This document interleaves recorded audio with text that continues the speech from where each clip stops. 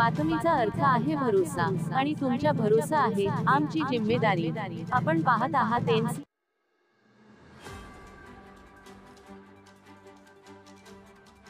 नमस्कार मित्रांनो, मी अंजली पाटील।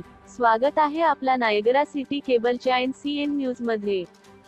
चला आता पाहूया शहर व ग्रामीण भागाचे ताज्या घडामोडी। देगलूर शहरात वाहतुकीची मोठी समस्या। देगलूर तालुका हा दोन राज्याच्या सीमेलगाट असून या ठिकाणी तेलंगणा व कर्नाटक राज्यातून वाहतूक मोठ्या प्रमाणात ये जात आहे।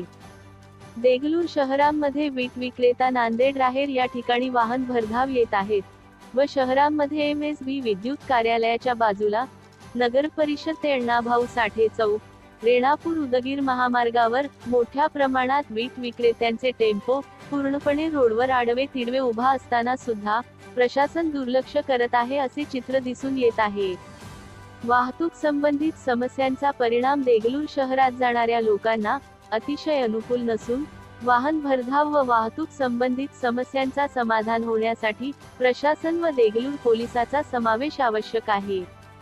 व आठवडी बाजार मध्ये सुद्धा मोठी गर्दी असताना प्रशासनाचा नियंत्रण नसते। देगलूर पोलीस स्टेशन येथे नव्याने रुजू झालेले PI झुंजारे साहेब यांच्यासमोर ट्रॅफिकची मोठी समस्या आहे असा चित्र दिसून येते। हे होते आजचे बातमीपत्रक, तर पुन्हा भेटूया याच वेळी याच ठिकाणी। तोपर्यंत पाहत रहा नायगरा सिटी केबलच्या NCN न्यूज। मित्रांनो, लाईक, शेअर, कमेंट्स व सबस्क्राईब करा। जर तुम्ही आमचे चॅनल सबस्क्राईब केले तर तुम्हाला सर्व महत्त्वाच्या बातम्या आणि महत्त्वाची माहिती मिळेल, त्यामुळे कृपया आमचे चॅनल सबस्क्राईब करा। धन्यवाद। नव्याने रुजू झालेले PI झुंजारे साहेब यांनी धर्माबादमध्ये खूप चांगल्या पद्धतीचं कार्य केला होता आणि त्या ठिकाणी जसं सुव्यवस्था बाधित ठेवण्यात आली होती तशाच पद्धतीने देगलूर शहरामध्ये सुद्धा ठेवण्यात येईल का हा प्रश्न आहे। आणि आपण पाहू शकता देगलूर शहरामध्ये मोठ्या प्रमाणामध्ये या ठिकाणी PI 51 येऊन गेलेत, परंतु या ठिकाणचे जे ट्रॅफिकचे जे रूल्स आहेत ते रूल्स रेग्युलेशन नियंत्रणात आणण्यात आलेले नाहीत आपण पाहू शकता। आणि या ठिकाणी जे झुंजारे साहेब रुजू झालेत, आता त्यांनी कोणती कारवाई करून या ठिकाणी ट्रॅफिक जे सुव्यवस्था बिघडलेली आहे त्यांना कोण्या पद्धतीनं नियंत्रणात आणू शकतात हे सुद्धा जाणून घेऊया। साहेब, या ठिकाणी आपण पाहू शकता देगलूर शहरामध्ये जे ट्रॅफिकचं जे प्रश्न आहे जे मोठ्या प्रमाणात उद्भवलेलं आहे त्याच्यावर आपण कशा पद्धतीने नियंत्रण मिळेल? ट्रॅफिक संदर्भात आम्ही नियोजन असं केलेलं आहे की ट्रॅफिकसाठी स्पेशल कर्मचारी नेमले, अधिकारी पण नेमले। जे वाहनं महामार्गावर आडेतिडे लोक लावतात त्यांच्यावर आम्ही 122 प्रमाणे मोटर व्हेकल कारवाई करत आहोत। तरी त्यांनासुद्धा एक जनजागृती म्हणून त्यांनासुद्धा तुमच्या अशा बेकायदेशीर वाहन लावल्यामुळं किती जीवितहानी होत आहेत, अपघात होत आहेत हे सुद्धा पटवून देत आहोत।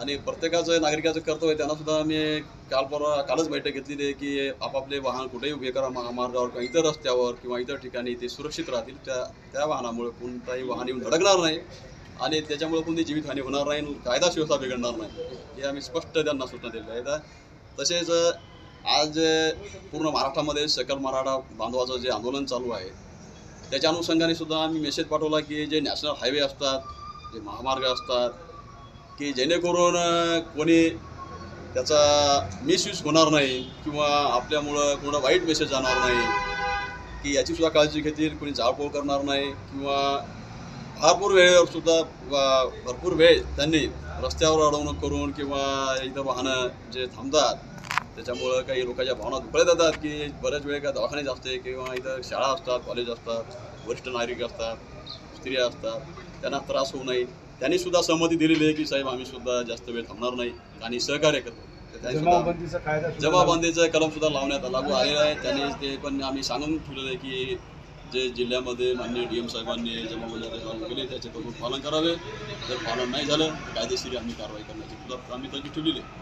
आणि देगलूर शहरामध्ये आपण पाहू शकतो की आता नांदेड ते राहेर या ठिकाणी वीटचे वाहन फार मोठ्या प्रमाणात येत आहेत आणि ते जे वीटचे वाहन आहेत ते चालत असताना त्यांच्याकडे पुरावे नाहीत, प्रमाणपत्र नाहीत आणि त्यांच्याकडे लायसन्स नाही, ते बेधाव या ठिकाणी वाहन चालत आहेत आणि MSBच्या ऑफिससमोर मोठी रांग लागत आहे आणि त्याच्यामुळे लोकांची जीवितहानी होण्याची शक्यता आहे। त्याच्यासाठी आपण कोणती कारवाई करून त्यांना शहराबाहेर व्यापार करण्यात यावा असं सुद्धा त्यांना सूचना देणार। बरोबर, आपलं म्हणणं आहे की आपण जे विषय सांगितला आम्ही सुद्धा पेट्रोलिंग दरम्यान पाहिलं आहे की विट्याचे काही वाहन उभे राहतात त्यांच्यावर सुद्धा आम्ही मोटर व्हेकल कारवाई करणार आहोत। आणि विट्या संदर्भात ज्या लोड अनलोड गाड्या येतात त्या संदर्भात RTO सुद्धा पत्रव्यवहार केलेला आहे की जेणेकरून ते शिस्त लावतील आणि किती माल भरायचा किती नाही भरायचा, शासनाचा महसूल कसा डुबत आहे किंवा फायदा होणार आहे हे पण आम्ही संबंधित डिपार्टमेंटला कळवलेलं आहे आणि वाहतूक क्लिअर राहील, कोणाला काही त्रास होणार याची आम्ही भरपूर काळजी घेणार आहोत. आणि आपण आता पाहत आहोत की मराठा समाजाच्या वतीने जे रास्ता रोको करण्यात येणार आहे आणि